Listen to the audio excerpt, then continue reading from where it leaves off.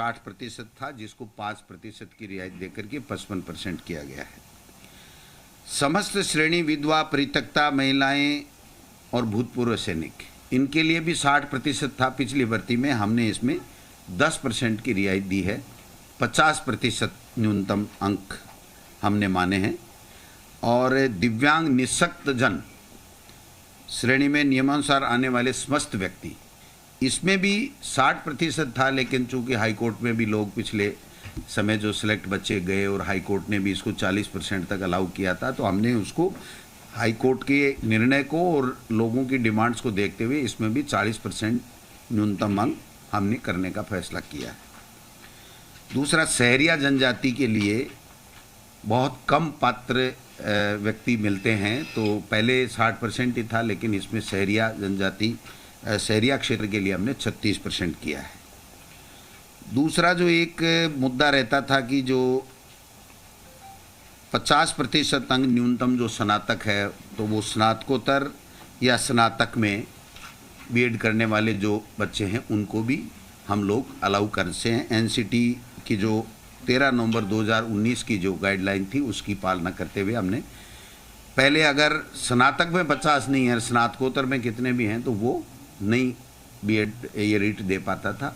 अब उसमें कर दिया गया, दोनों में से किसी भी में भी अगर वो 50% है तो वो भाग ले सकता है रीट के अंदर।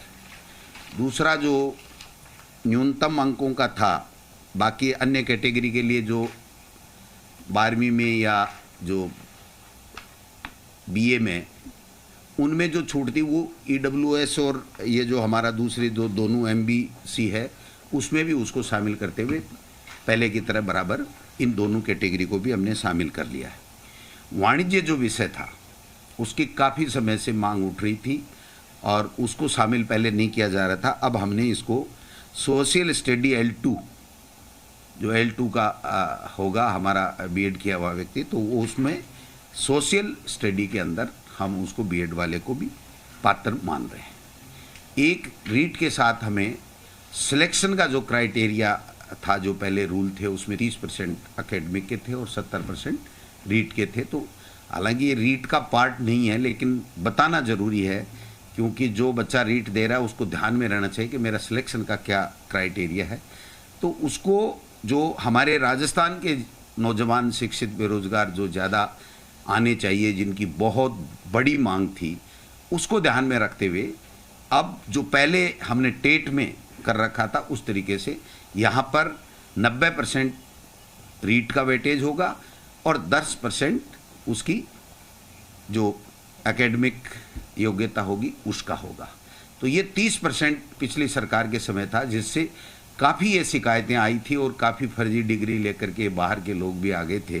तो मैं समझता हूँ राजस्थान के लोगों को ज़्यादा से ज़्यादा वेटेज मिले, इसके लिए भी हमने किया है। एक जो राजस्थान के बेरोजगार बच्चों को ज़्यादा से ज़्यादा मौका मिले, इसलिए 2011 में पहले जो सिलेबस बना था, तो इसमें जो एनसीटी की गाइडलाइन है उसमें है कि प्रचलित पाठ्यक्रम के हिसाब से आपको सिलेबस देना है।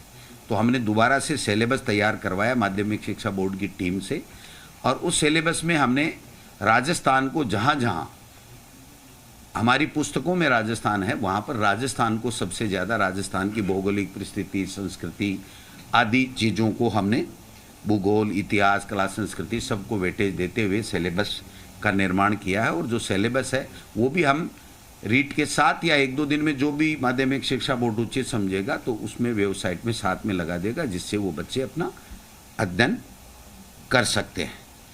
बाकी जो मोटा मोटी चीज़ है, एक बात कन्फ्यूजन चल रहा था कि बीएड वालों को L1 और L2 दोनों में लिया जाएगा, नहीं लिया जाए। तो एनसीटी की गाइडलाइन का हमने अच्छे तरीके से अध्ययन किया है, उसमें राज्य सरकार के ऊपर छोड़ा गया है। और एक शर्त ये भी है कि अगर कोई बीएड किया हुआ व्यक्ति L1 देता है तो उसको 2 साल के अंदर अंदर ब्रिज कोर्स करना पड़ेगा, 6 महीने का, और वो ब्रिज कोर्स उस संस्था से करेगा जो एनसीटी के द्वारा मान्यता प्राप्त संस्था होगी। तो ऐसी संस्था राजस्थान में आज की तारीख में नहीं है।